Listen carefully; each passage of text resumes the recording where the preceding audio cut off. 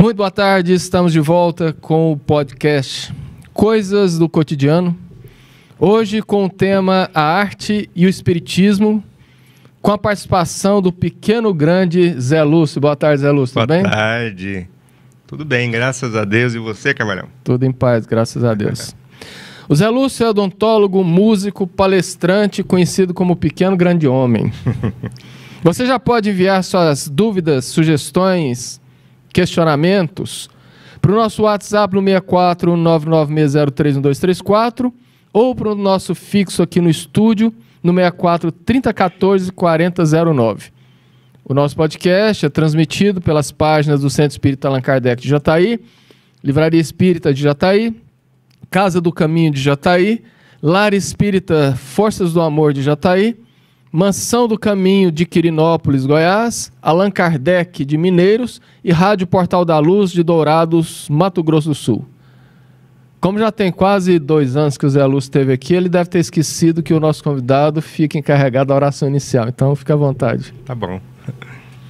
Então vamos pedir a Jesus que nos ilumine nesse momento, que abençoe o trabalho do Carvalho, do Cláudio e de todos aqueles que participam da Sintonia do Bem, na intenção de divulgar o Espiritismo e a doutrina espírita para que ela sirva de instrumento à caminhada de todos nós. Que Jesus esteja conosco, que os bons espíritos nos inspire para que possamos comentar aquilo que seja importante na discussão do assunto de hoje, para que este aprendizado possa despertar dos nossos ouvintes aquela centelha tão necessária, o otimismo, para que possamos galgar passos mais largos na direção do nosso Mestre Jesus. Muito obrigado, que assim seja. Que assim seja. A beleza é um dos atributos divinos. Deus pôs nos seres, nas coisas, esse encanto misterioso que nos atrai, nos seduz, nos cativa e enche a alma de admiração. Às vezes de entusiasmo. A arte é a busca, o estudo, a manifestação dessa beleza eterna, da qual percebemos, aqui na Terra, apenas um reflexo. Para contemplá-la, em todo o seu esplendor, em todo o seu poder, é preciso subir de grau em direção à fonte de onde ela emana. E isso é uma tarefa difícil para a maioria entre nós. Pelo menos podemos conhecê-la pelo espetáculo que o universo oferece aos nossos sentidos e também pelas obras que ela inspira aos homens de gênio. O Espiritismo vem abrir a porta, vem abrir para a arte novas perspectivas, horizontes sem limites e a comunicação que ele estabelece entre os mundos visível e invisível e as indicações fornecidas sobre as condições da vida do além, a revelação que ele nos traz das leis de harmonia e de beleza que regem o universo, vem oferecer aos nossos pensamentos. Leon Denis, no livro Espiritismo na Arte, Conceitos de Arte, número 1, parte 1. Tá fazendo falta o óculos aqui, o Zé. Eu mordi um monte de ponto e vírgula aqui e foi complicado. Zé Lúcio, fala para os nossos ouvintes sobre quem é o artista Zé Lúcio e qual o seu envolvimento com a arte espírita. A arte começou para mim aos 9 anos de idade, quando, dentro do espiritismo, desde a infância, eu pude conhecer uma senhora chamada Teresa Grohl, que tinha um filho que cantava muito bem, chamava Manuel Pedro. E ela teve uma ideia de que juntássemos e aprendêssemos instrumentos musicais para formar uma bandinha. E foi isso que aconteceu. A nossa primeira bandinha, aos 9 anos de idade, que se chamava Os Brasinhas. E a nossa intenção era trabalhar e todo o dinheiro que nós arrecadávamos, nós doávamos para uma sopa que era feita aos sábados e domingos no Centro Espírita Luz, Caridade e Amor, na sede social chamado Mansão do Vovô. Então, assim que nós começamos a trabalhar, né? Nunca nós fazíamos com interesses pessoais. Todo o dinheiro que nós ganhávamos tinha a intenção de repassar esse dinheiro para as entidades de caridade, né? Muito bom. E você lembra disso aos 9 anos? Lembro tudo. Zé, qual a importância da arte na vida de um espírita? Bom, no próprio livro Leon Denis, né, o Espiritismo da Arte, ele fala que a arte é um atalho para Deus. Então, a evolução caminha, Carvalho, primeiro no intelecto. O intelecto vai arrastar naturalmente a moral. E com esse desenvolvimento do intelecto e da moral, nós vamos desenvolver a sensibilidade. E a sensibilidade, então, vai ser contemplada com o desenvolvimento da terceira etapa que o espírito vai ter que percorrer, queira ele ou não, porque é lei, né?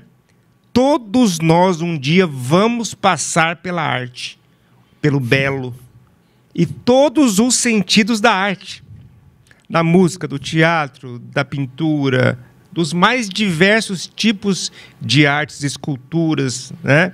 Então, nós vamos percorrer esse caminho do belo. Então, primeiro o intelecto, depois a moral, porque o intelecto vai arrastar a moral para esse desenvolvimento, e depois a sensibilidade. Leon Denis vai além, dizendo que se a pessoa tentar levar o intelecto com a arte, ele vai fazer um atalho, porque ele vai desenvolver a sensibilidade. Essa sensibilidade é perigosa? Sim, ela é perigosa. Tem pessoas que se envolvem de uma tal forma com a arte que ele se perde. Quer seja no caminho da fama, do poder, do dinheiro, né? Quer seja pela vaidade. Então, mas aquele que consegue levar de uma forma respeitosa esse trabalho, através da sensibilidade, através do convívio com os bons espíritos, de acordo com o tipo de música que ele vai se envolver, ele consegue, então, perceber com mais facilidade a influência dos espíritos, né? E como dos tipos de dons que nós vamos adquirindo ao longo das encarnações, a inspiração eu não digo que é mediunidade, mas é um dom anímico, né? Que vai proporcionar esse contato com os espíritos.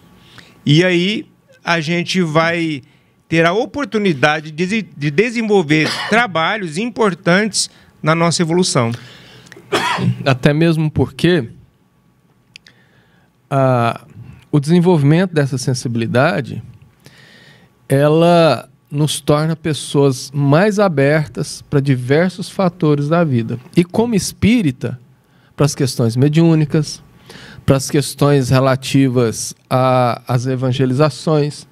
Então isso ajuda muito. E como você disse que todos nós vamos passar por essa etapa, e eu me lembro uma vez que eu estava conversando com uma amiga que tinha deixado de ser evangélica para conhecer a doutrina espírita, e eu conversando com ela e disse que o caminho da evolução, para que nós cheguemos a ser espíritos puros um dia, nós teremos que ter todo o conhecimento disponível.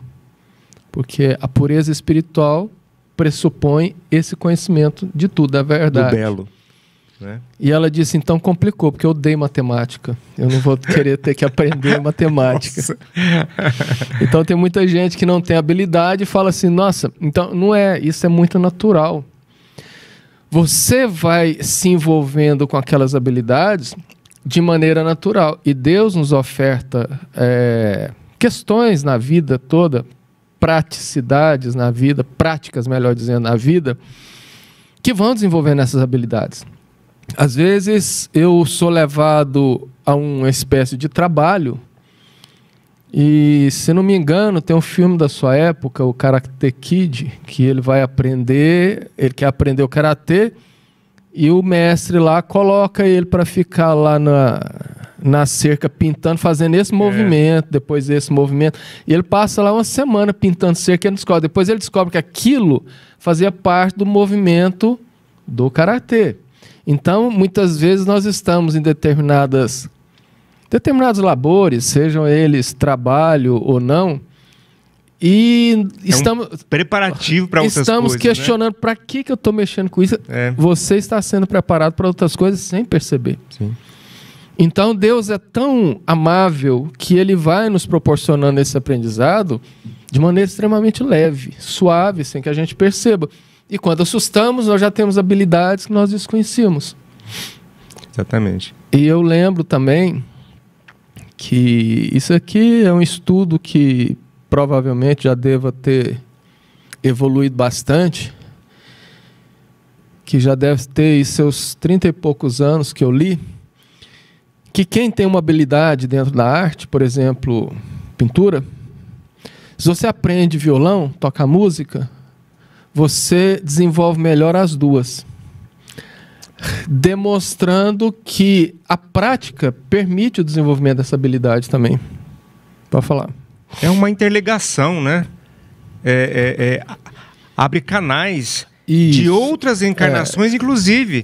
Lembranças de outras encarnações. Só que o estudo foi voltado para o cérebro, né? Você começa a trabalhar neurônios responsáveis por determinadas áreas, que quando você começa a exercitar outra, que parece ser diferente, mas não deixa de trabalhar com o mesmo encarnatória, nós podemos ter habilidades bloqueadas. Divaldo até comentava que a mãe dele era analfabeta, embora um espírito de uma evolução bem razoável. No entanto, ele falava, porque nessa existência, por questão de expiação, ela só não veio com a dificuldade de aprender, de ter um recurso para poder estudar, como veio bloqueado, porque naturalmente ela já sabia em espírito ler e escrever, mas ela veio como analfabeta. Então, às vezes, a prática, como o caso desse que você contou, o fato de ela começar a praticar, pode ser que deu aquela desbloqueada e ela pegou o ritmo no conhecimento, na habilidade que ela já tinha, né? Já tinha. Meu pai contava uma história de uma senhora também, que mais ou menos aos 75, 80 anos, pediu para a filha para comprar um violino porque ela queria aprender violino. Aí a filha, como assim? A senhora já está de idade, as articulações, as juntas já estão todas endurecidas, como que a senhora vai tocar violino? Foi minha filha. Eu não estou preocupado com essa vida. Eu já quero aprender o máximo possível nessa, para que na próxima eu já tenha mais facilidade. Com certeza. Através da arte, nós podemos nos conectar com a divindade. E como isso ocorre? Exatamente por aquele motivo que nós já falamos no começo, né? A gente começa a envolver com espíritos que estão no plano espiritual aguardando uma oportunidade para suas manifestações. Se nós nos colocamos no trabalho com Jesus, muitos espíritos vão nos procurar, e eu sou um exemplo disso, sem querer vangloriar de forma nenhuma, mas vou contar um caso aqui, o que aconteceu comigo no ano 90, 1990. Teve um encontro, não sei se você lembra, que foi no Nestor Ribeiro. Eu não era nascido. Ah, sim. Você era bem mais jovem que eu, com certeza, né? Mas o seu pai estava, né, nesse evento. Foi no Nestor Ribeiro um encontro. Foi congresso. Congresso, né? Foi um dos congressos de Jataí. E aí, então... E aí, naquela época, eu tinha uma Caravan. E aí, eu sonhei que eu estava saindo do congresso e vi 4 pessoas dentro do meu carro. Eu falei, meu Deus, estão roubando meu carro, né? Quando eu fui aproximando, eu falei assim, eu quero ver quem que é. Quando eu fui aproximando, um deles saiu do carro. Com esse tamanho todo, você falou, eu pego os 4. Eu pego os 4. Aí fui lá, fui aproximando assim, fiquei uma certa distância. Ele encostou na roda da frente do meu carro e pôs o pé em cima do pneu. E fez assim, né? Vem pra cá, né? Eu falei, não, pode levar. Tem seguro, pode levar. Ele falou, vem pra cá. Eu falei, não, pode levar. Depois você achei que tava roubando, né? Aí ele falou assim, vem cá, Zé Lúcio, eu preciso falar com você. Falou seu nome. Aí falou meu nome, falei, o que esse cara tá fazendo dentro do meu carro e sabe meu nome, né? Aí aproximei um pouco mais e falou assim, eu tenho uma proposta para te fazer. Meu nome é Robson, eu tenho uma proposta para te fazer. Ele tinha a aparência de um hindu, do cabelo bem liso, preto, amarrado assim, com um rabinho atrás, né? Cabelo bem esticadinho assim, a testa brilhava assim, bem morena. Ele tinha uma aparência de hindu. E aí eu falei assim, o que é? Ele falou assim, eu tenho uma proposta para te fazer, você aceita? Eu falei, não sei se você não fez a proposta ainda. Ele falou assim, eu queria que você fizesse um trabalho musical conosco. Nós somos uma equipe de músicos do plano espiritual. E aí, se você topar, a gente vai começar a te passar música. Aí eu falei assim, rapaz, eu sou um músico medíocre. Eu sou terrível, mal toco um violão. Ele falou, mas você foi escolhido. Aí eu falei assim, mas não podia ter escolhido uma pessoa com talento, com talento, com dotes, né, musicais melhores do que eu. Ele falou, não, você foi escolhido. Então é pegar ou largar. Você quer ou não quer? Foi. E eu topo. Se você topar, você vai amanhecer com 3 músicas na cabeça. E você vai passar isso para o papel e vai vir pronto, música e letra. E eu falei assim, mãe, se eu der conta, se achar que eu dou conta, eu falei, não, você vai dar conta. Então, às 6 da manhã, você vai acordar com 3 músicas na cabeça, você passa para o papel e já tira o violão naquele momento e já grava. Quando foi 10 para 6 da manhã, eu acordei, já em lágrimas, né? Nossa, é emocionante lembrar disso. Aí eu compus 3 músicas, né? 3 músicas. Uma, inclusive... Não compôs, transcreveu. Transcreveu, né? Porque veio pronta, né?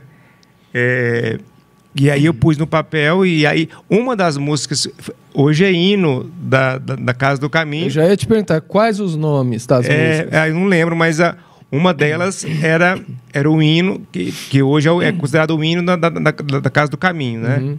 Do Centro Espírita Casa do Caminho. Do Centro Espírita Casa do Caminho, né? Para as crianças. Certo. Para as crianças. Evangelização infantil. E aí, então, a partir dessa data, começou, então, todo um treinamento. Vinham umas músicas e eu não gostava, mas é porque eu também era muito desconectado com eles, né? E isso foi aprimorando com o tempo, né? Para a gente fazer sempre com a presença do Robson, o Robson sempre nos orientando. Então, e essa até conexão, hoje, até hoje, essa conexão foi muito importante para mim, porque, se vocês não sabem, eu sou gago, né? Não deu para perceber. Não, né? Não. Essa época eu era o gago, mas muito gago, quase não falava, né? E a música fez um papel muito importante para mim nesse processo de superação, de vencer, essa dificuldade, né, que eu tinha. E aí foi muito bom porque... E você não gagueja cantando? Eu não sei porquê, mas todo gago não gagueja cantando, né? Mas... E foi assim que começou. E essa interação com o Robson, né, que é que é o mentor espiritual do Grupo Luz, né, foi assim um convívio muito salutar para o meu desenvolvimento como pessoa, como ser humano de um modo geral, né? E essa questão da conexão com a divindade é porque nós sabemos que as nossas conexões espirituais se dão por afinidade. A faixa de pensamento que eu sintonizo com aquela faixa. Se eu estou numa faixa mais nobre, eu sintonizo com os espíritos mais nobres. E o contrário também, né? E como o Denis falou no livro O Espiritismo na Arte, a sensibilidade, o reconhecimento da beleza como um todo, de todas as artes, é um passo cada vez mais próximo de Deus. Então isso denota que, desde que nós não estejamos usando a arte de maneira equivocada, que nós vamos falar sobre isso mais para frente, isso nos dá uma condição psíquica favorável a esse tipo de conexão. Tanto é que é muito normal, muito natural você estar assistindo uma peça ou, às vezes, ouvindo uma música muito bonita, a pessoa vai às lágrimas, Sim. Se emociona. E essa emoção, alguém pode falar assim, nossa, é uma sensibilidade extrema. Nem tanto. É muito mais a sensação da conexão do que a sensibilidade. Tem a sensibilidade? Óbvio que sim. Mas aquela sensação do choro é muito mais pelo bem-estar, porque quando nós estamos conectados, vamos chamar assim, com as esferas superiores, realmente é uma sensação, é um êxtase, como diz André Luiz, como diz, se não me engano, Emmanuel, é um êxtase muito profundo. Então isso leva qualquer uma às lágrimas mesmo. É uma pena, Carvalho, para onde caminhou a nossa música, né? Mas eu tive na Europa há um tempo atrás, e lá é muito comum você encontrar artistas tocando e de qualidade, na rua, e de alta qualidade. E numa dos locais lá, eu e a Gláucia encontramos 2 violinistas tocando, e eles fizeram um playback muito bonito, e eles tocavam em cima do playback, né, com instrumentos pesados. E a emoção foi tão grande que nós entramos em lágrimas profundas mesmo, porque ele tocando música clássica e aquele som da orquestra acompanhando-os, foi extremamente positivo, muito emocionante.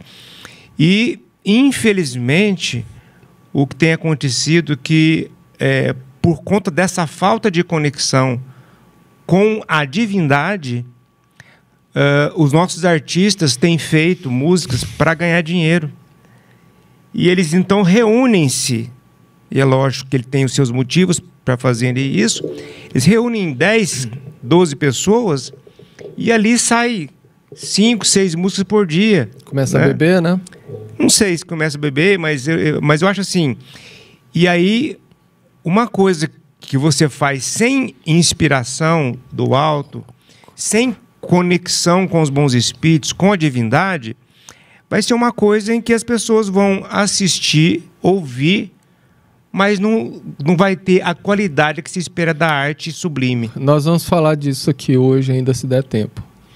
Inclusive, antes de eu fazer um comentário, eu já vou te avisando para você pensar bem antes de dar a resposta. Porque, assim, o programa está fluindo bem. Eu acredito que a gente está tirando muita dúvida dos nossos ouvintes. Só que das 10 perguntas combinadas, a gente vai entrar na quarta agora. Tá bom. Então, se for preciso um outro programa, se você já se disponibilizar, eu vou mais tranquilo, senão a gente vai ter que acelerar. Quando você estava contando aí, inclusive eu já falei desse próximo programa agora, porque em havendo o próximo, eu vou trazer o vídeo para o Claudinho colocar no ar, para os nossos ouvintes ver.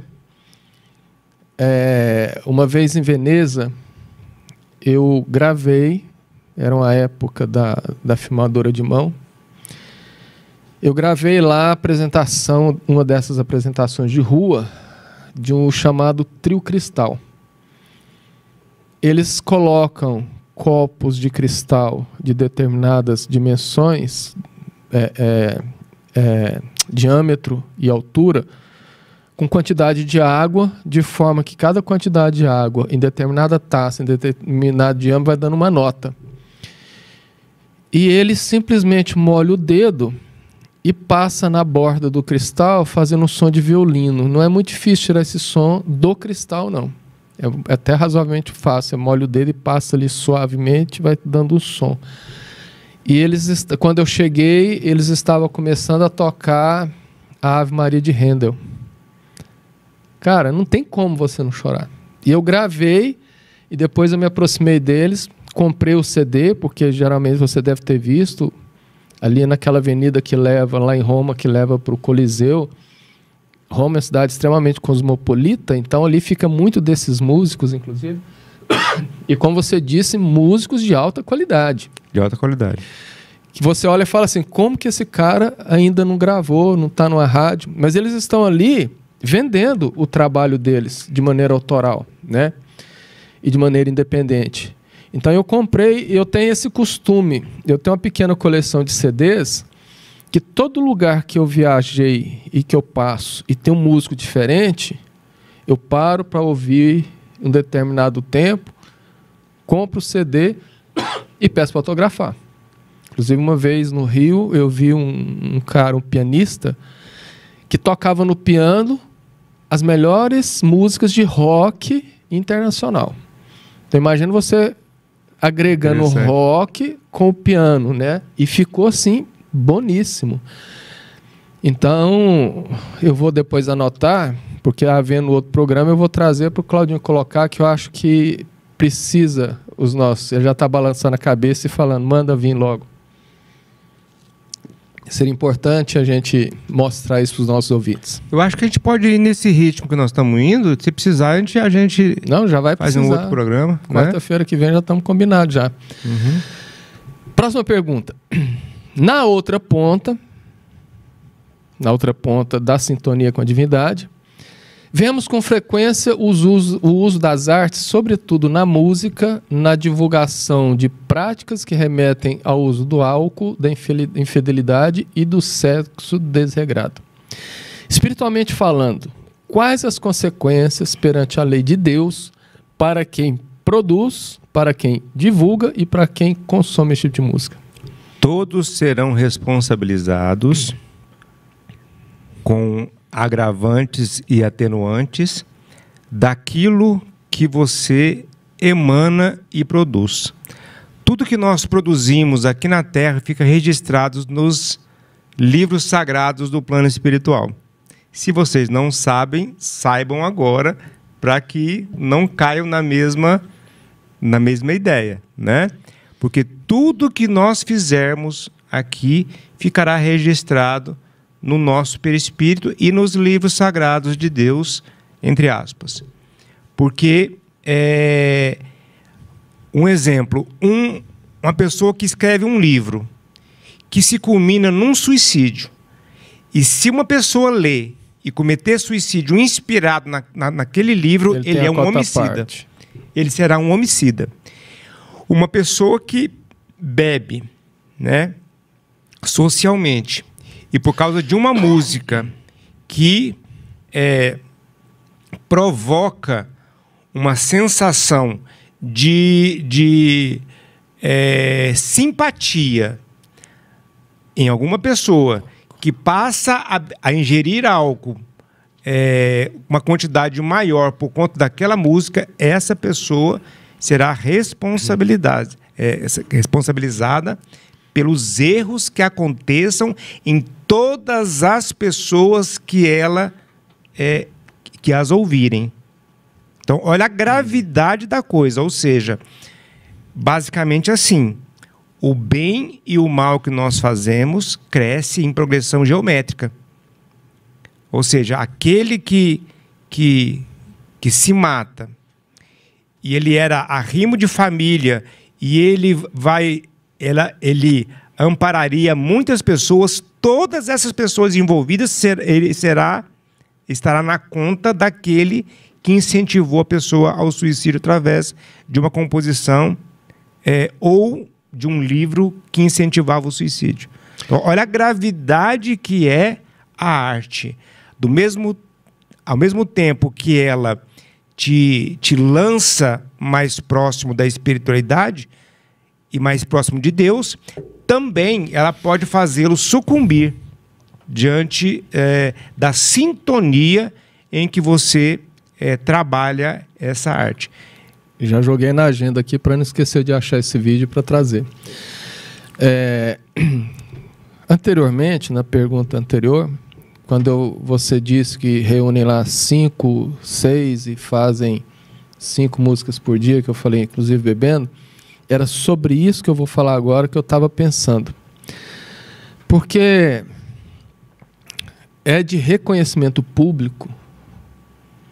Eu vou usar um termo forte, mas é um termo de 2 colunistas que eu achei muito interessante a colocação deles, quando eles falaram que a música brasileira apodreceu. E é de conhecimento público que os grandes produtores de cerveja patrocinam compositores e músicos para fazer letras alusivas ao uso do álcool. Sim. Por quê? Porque aquela propaganda subliminar e às vezes direta, né, de que nós precisamos consumir álcool. Então, se você está alegre, bebe para comemorar. Se você está triste, bebe para esquecer. Se você não teve novidade nenhuma, está entediado, bebe para sair do tédio. Então, qualquer situação que você tiver, use o álcool, que ele resolve o seu problema. E basta. Eu confesso para você que há muitos anos eu não consigo ouvir rádio. Mas um dia eu resolvi passar um dia todo ouvindo rádio, toda vez que eu entrasse no carro, ainda morava em Mineiros nessa época. E assim, todas as músicas, todas elas falavam de alguma maneira sobre bebida, sobre beber, sobre álcool.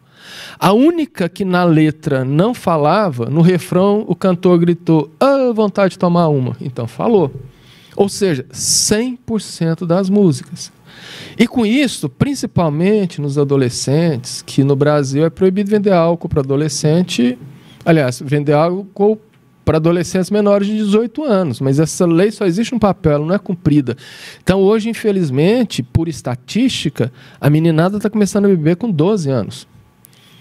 E aí, aquela ideia fixa na cabeça de vamos beber, vamos beber, vamos beber, e está criando uma sociedade extremamente alcoolista.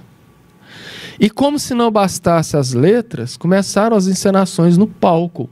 Então, geralmente, as duplas do chamado, do auto-intitulado sertanejo, porque sertanejo é outra coisa completamente diferente, eles fazem lá no palco um cenáriozinho, onde imitam bar, banco, eles bebem ali, fazem uma brincadeira, começam a cantar, mas quem está assistindo é induzido àquele consumo. Se você observar as lives que tiveram durante esse afastamento social da pandemia, dos cantores sertanejos, tinha mais freezer de cerveja lotado atrás dele do que música no programa.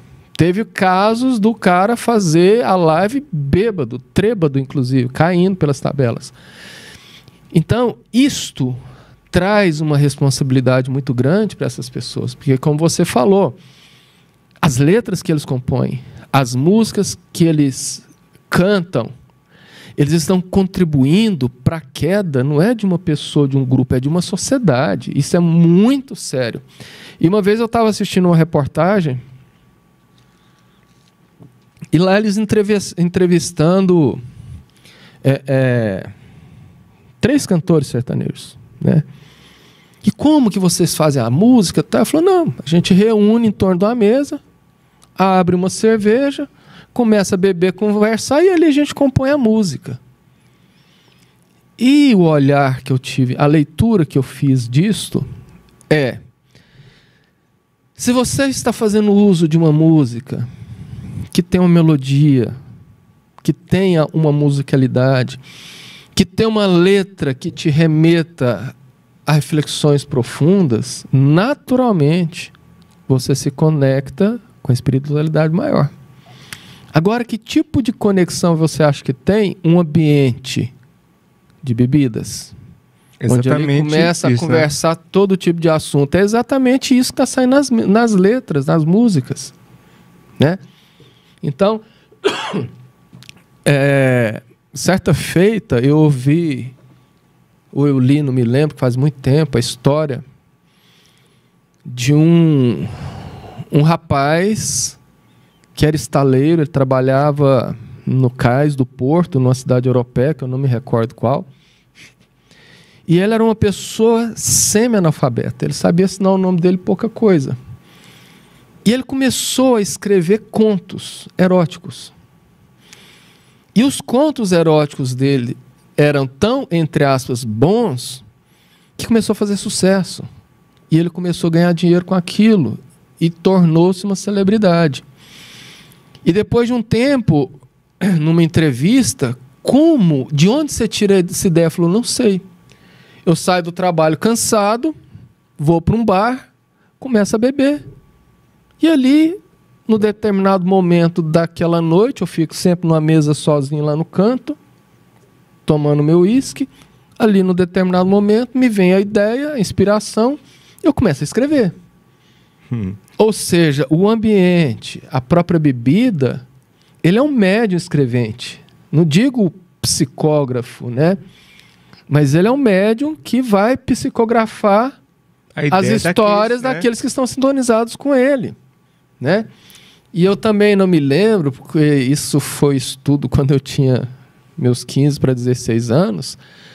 Eu acho que foi Emmanuel que falou que essa relação entre, por exemplo, a leitura erótica, na época era essa a moda, faz com que, quando a pessoa está lendo, ela está criando formas de pensamento. E aquelas formas de pensamentos irão ali interferir na vida da pessoa e fazer atrações espirituais. Então ela começa a criar um mundo psíquico em cima do que ela está pensando. Então, assim, se a gente for começar a reflexionar sobre isso aqui, a gente vai até amanhã cedo só falando sobre isso, porque é muito extenso e muito profundo. As pessoas não se dão conta do que é ficar cantando, por exemplo, um funk, ou esse intitulado sertanejo universitário, que as letras remetam a traições, né? Porque já não bastava a questão do álcool, estão querendo convencer as pessoas que trair é normal.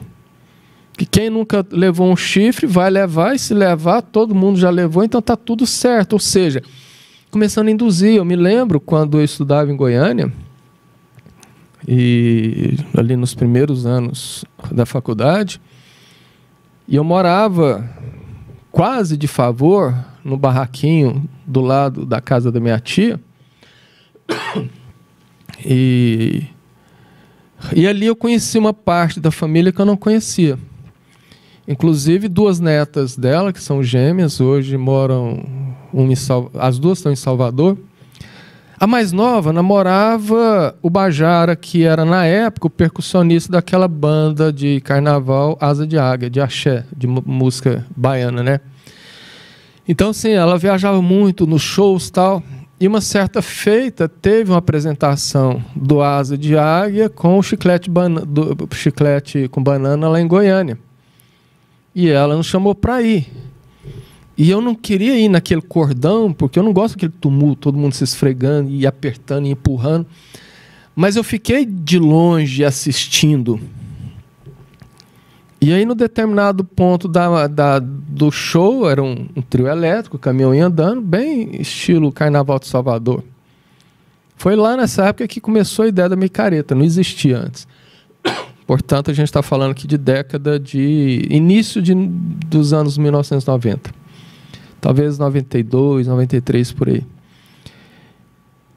E foi aonde começou aquela instigação do público a beijar todo mundo. Então, as próprias letras de música e entre os refrões, o próprio cantor estimulava a massa a sair beijando de maneira indiscriminada. Então, ali começa um estilo de promiscuidade. Quando a gente vai estudar, por exemplo, a influência do carnaval, a influência espiritual no carnaval, nós descobrimos que os espíritos habitantes das esferas mais inferiores, aqueles extremamente ligados a vícios, principalmente o sexo, vêm e tem ali um prato cheio para as obsessões coletivas, né?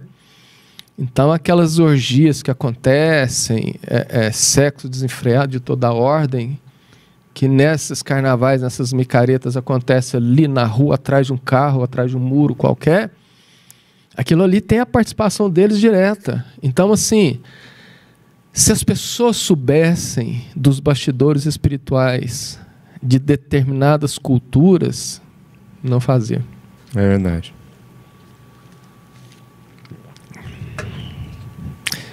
Sigamos para metade do programa.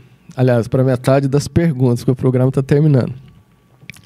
Zé Lúcio, por que músicas como as dos grandes compositores da música erudita, como Bach, Beethoven, Schubert, Mozart, Stravinsky, entre tantos que não possuem letras e tão somente melodias, emocionam tanto a pessoa? Você, como músico, vai tirar de letra isso aí.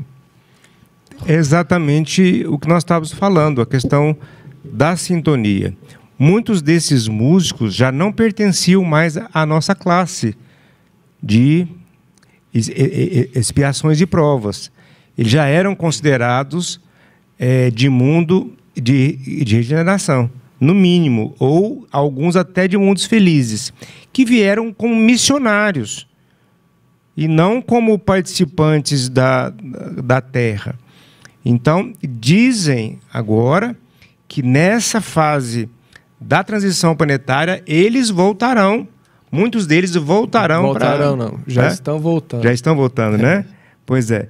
Para dar esse empurrão novamente nesse momento difícil que passa a arte do mundo. Do mundo, não é só do Brasil, não. Mas aí pergunta assim, por que isso aconteceu? Porque tem uma razão de ser. Por que entrou numa decadência a arte no mundo? Né? Tem uma explicação. E a explicação espírita é que, como todo limite de fim de um ciclo e início de outro, seria justo que Deus desse uma oportunidade àqueles que estavam em cima do muro, àqueles que estavam indecisos, se queriam seguir o caminho do bem ou se queriam continuar na situação em que se encontram, ou que se encontravam. Então, muitos espíritos reencarnaram para ter a sua última chance agora na Terra. E muitos desses espíritos estão com a moral muito abaixo daqueles que estão passando para a transição planetária, para o mundo de regeneração. Por isso, eles se expressaram de uma forma muito assintosa. Basta saber, né, em algumas manifestações, né, nós vimos a mãe de Jesus tendo um aborto para que Jesus não nascesse. Olha os anticristos do plano espiritual trabalhando, intuindo os nossos irmãos, né, para... Explique essa parte melhor, que eu tenho certeza que alguns ouvintes ficaram em dúvida. Houve algumas manifestações, inclusive carnavais, né? Manifestações de pessoas. De pessoas, no Rio de Janeiro, sim, aonde se mostrou, né, a mãe de Jesus abortando o seu filho, ou seja, que Jesus não deveria ter nascido e sim abortado para que não ensinasse tudo o que ele ensinou. Só para deixar mais claro, grupos ideológicos Sim, né? que não aceitam o cristianismo fizeram apresentações carnavalescas, Sim. onde tinham performances que mostrava Jesus de determinadas situações, inclusive essa que você contou. Inclusive, Jesus de forma Pejorativa. travesti. Né? Então, com todo respeito aos nossos irmãos que têm essa opção sexual, que não tem nada a ver uma coisa com outra. Agora, pegar a figura do maior ser humano que passou pela Terra, governador do nosso planeta, e o colocar numa situação de rebaixamento moral gratuito e até perverso, eu digo, é uma diferença muito grande. Então, aí para a gente entender o que está acontecendo na Terra nesse momento. Muitos e muitos espíritos, irmãos nossos, de caminhada evolutiva, tiveram as suas últimas oportunidades.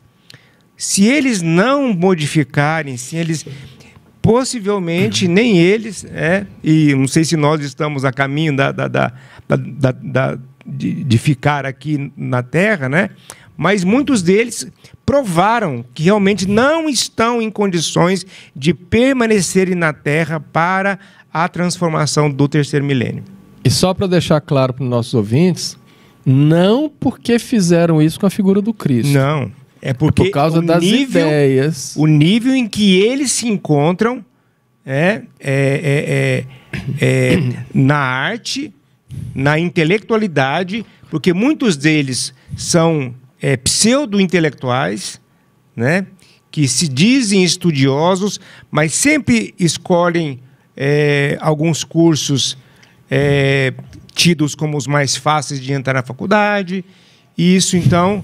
E apesar que eu sou apaixonado em história, apaixonado em geografia, e eu acho que são matérias que somos dois. Que eu faria se eu não tivesse apaixonado pela odontologia, né?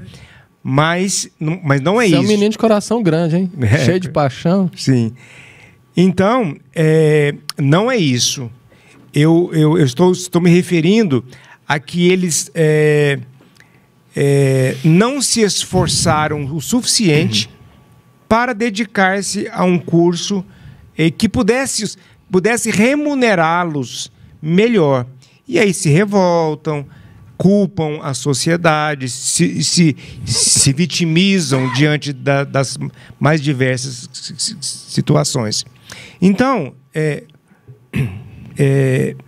nós temos a consciência que Jesus, como governador, e Deus, como nosso Criador, permitiu sim, e muito justo essa permissão, dos nossos irmãos passarem pelo teste final. Ter a oportunidade. Sim, para o teste final de ou você vai realmente continuar na Terra, ou infelizmente você ainda não está preparado. Daí a sintonia que eles se encontram, o tipo de música que eles compraram, porque... Só acontece esse tipo de música porque as pessoas compram e ouvem. Porque se eles não comprassem esse tipo de música, com certeza eles mudariam os tipos de música a serem vendidos. A gente lembra aqui do MPB, o tanto que foi divulgado nos anos 90, né? Nos anos 2000, e essas músicas foram muito valorizadas na época, mas depois entrou numa situação em que a música decaiu, quer seja nas composições de letras, as melodias até são músicas melodiosas, né? Mas simples, sem nenhum tipo de sofisticação. A tônica agora, principalmente do chamado sertanejo, são as músicas de duas notas. A repetição, são letras bastante simples, que visa a assimilação pela população menos instruída, com repetição de estrofes, sim, cansativamente. Às vezes a pessoa pega ali uma fala e repete ela 15 vezes até o final da música, e uma música de 2 notas. Então fica aquela batida, né? Inclusive, atualmente, você, quando ouve a certa distância algumas músicas, já não tem instrumento, é praticamente a percussão. Você só fica ouvindo a batida dos instrumentos de percussão. Então, até a retirada dos instrumentos já começa a acontecer. E outra coisa que aconteceu, Carvalho, é que eles se utilizaram das fraquezas humanas. Mas é por isso que eles estão aí, para que a gente possa se identificar, né? Mostrar quem somos. Então, as dificuldades de relacionamento, a bebida, todos os tipos de paixões que a gente pode ter, eles vão pega nela. Nessa situação para que se venda, para que se compre, para que se ouça, né? E isso, então, deteriorou a arte como um todo, já que estamos no Brasil, né? Do nosso Brasil. Não sei se felizmente ou infelizmente chegamos ao final. E obrigado por ter vindo e já por confirmar a continuação. Fizemos exatamente a metade das perguntas, então... Sim. Com certeza os ouvintes irão participar, a gente acrescenta mais alguma coisa, eu te mando para você dar uma olhada e está tudo certo. Tá bom. Eu gostaria então de agradecer aos que participaram conosco, que nos acompanharam, pedindo para que você curta o vídeo, que é um hábito que a gente precisa começar a pedir, né? Porque depende dessas curtidas, dos comentários, que o algoritmo do YouTube entenda a relevância desse nosso podcast, por exemplo, e oferecer ele para demais pessoas. Então, se você está nos assistindo, por favor, se for possível, se inscreva no nosso canal, curta o vídeo, deixe o seu comentário, sua sugestão. E, mais uma vez, obrigado, Zé Lúcio. Obrigado, Carvalho. Eu convido a todos, então, para que possamos elevar os nossos pensamentos e agradecer ao Mestre por essa oportunidade de aprendizado e rogar as suas bênçãos para os nossos compositores, os nossos músicos, os nossos artistas. Sejam eles da esfera material quanto da esfera espiritual.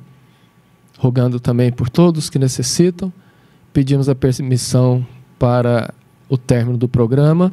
Que Jesus, então, possa nos iluminar hoje e sempre. Muito obrigado e que assim seja. Que assim seja.